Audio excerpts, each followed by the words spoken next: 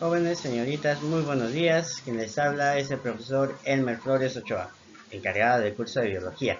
Y el día de hoy quiero compartir con ustedes un tema muy relevante. Hablaremos de aquello que hasta hoy en día se tiene gran estudio en la variabilidad genética. Hablaremos de la herencia, de los genes. Y si hablamos de la herencia de los genes, tenemos que hablar de esa cadenita que se está moviendo, que viene a ser un ADN. ¿Qué significaba ADN? Ácido disoxirribonucleico. Ácido disoxirribonucleico. Muy bien. Pero sin antes hablaremos entonces de la expresión genética. ¿Y qué refiere la expresión genética? La expresión genética está vinculado a los caracteres que nosotros revelamos como seres vivos, como seres humanos. Por ejemplo, la expresión genética está vinculada a la característica fisionómica, anatómica, funcional de tu cuerpo. Muchos de nosotros nos mencionan, ¿no? Oye, ¿tú a quién te pareces? ¿A tu papá o a tu mamá? Hasta incluso nos dicen vecino de broma, ¿sí o no? Toda esta característica que tú tienes es una expresión genética. Por eso te dicen, oye, es igualito a su papá hoy, igualito. O dicen, es igualito a su mamá hoy, todo ha sacado. Todas esas expresiones es gracias a esa expresión genética. La expresión genética está vinculada a tus caracteres hereditarios. ¿De dónde lo has adquirido? Obviamente de tus padres. Pero, profe, a veces no me aparezco ni al papá ni a la mamá. Sí, podría suceder en ocasiones, pero debes estar emparentado al linaje de los parientes de tus padres o de tus madres.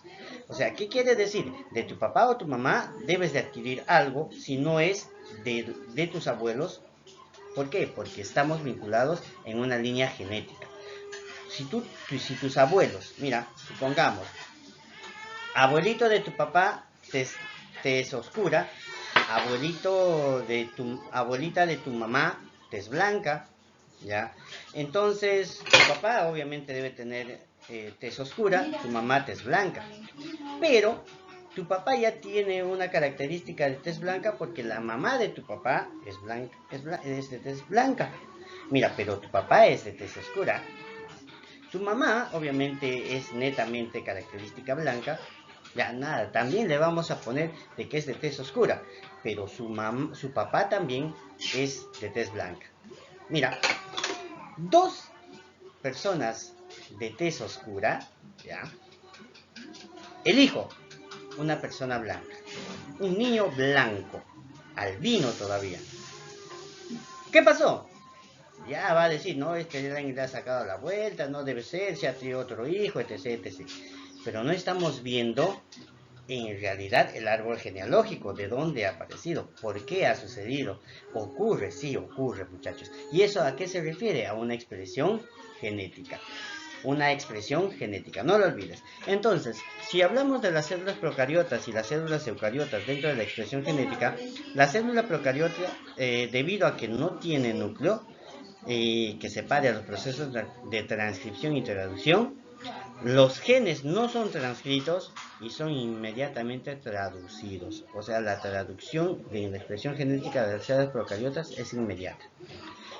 Caso contrario ocurre con las células eucariotas, y las células eucariotas, como por ejemplo las de nosotros, que ya poseen un núcleo, requieren de una transcripción y síntesis de proteína. Estas están separadas temporalmente de acuerdo a las células eucarióticas, a las cuales van a estar vinculadas el proceso de reproducción y síntesis de ADN. ¿Ya? ¿Dónde se van a realizar? En el citoplasma. Toda la transcripción están vinculadas al citoplasma. La transcripción del ADN siempre va a ser una expresión genética mediante la cual se transfiere la información contenida en la secuencia de ARN hacia la síntesis del ARN nuclear mensajero, ¿ya? Para codificar una secuencia de proteína utilizando el ARN como intermediarios. No te olvides, en caso de las eucariotas, el proceso se realiza en el núcleo y la cadena resultante es el ARN mensajero. Ajá, perfecto, profesor. Pero ¿qué debemos de conocer? Primero tienes que conocer y determinar lo que viene a ser qué cosa. una cadena de ADN. Y esta cadena de ADN es una doble hélice, ¿verdad? ¿Recuerdas? Donde vas a tener pares, monómeros. ¿Y a qué están referidos los monómeros?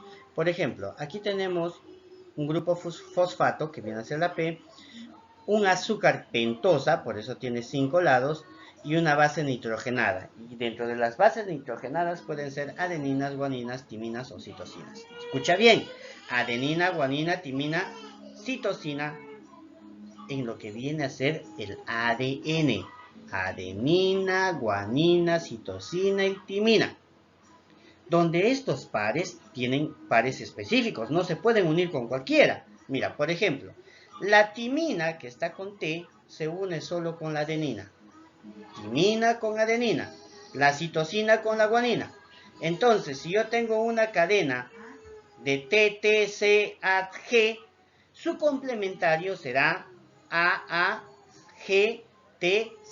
¿Por qué? Porque la timina se une con la adenina, la citosina se une con la guanina y obviamente viceversa.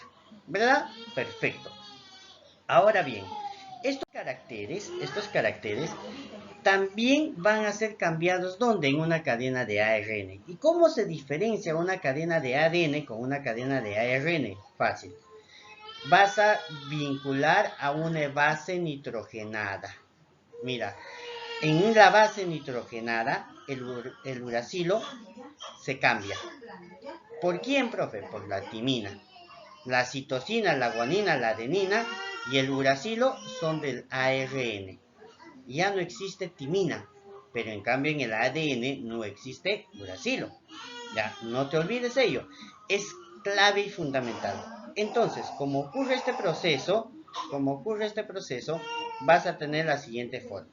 La terminación del ADN de la polimerasa 1, también llamado ADN polimerasa A, es una exonucleasa que actúa en la cadena, como una cadena discontinua, sacando los primeros y reparando los primers y reparando el espacio dejado por estos.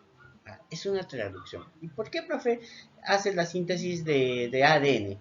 Porque gracias a esta cadena de ADN nosotros podemos pasar nuestra información genética a nuestros descendientes.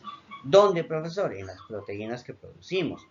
Todo está vinculado a nuestra proteína y estas proteínas y estas bases nitrogenadas que tienen nuestra característica las vamos a pasar en lo que viene a ser nuestros genes. ¿Y dónde están vinculados nuestros genes? En una sola celulita que en los varones, por ejemplo, viene a ser el espermatozoide y en las mujeres viene a ser el óvulo. Entonces, la unión de estas, como son haploides, van a generar que estas vuelvan a ser diploides y empiece el proceso de reproducción. ¿Ya, muchachos?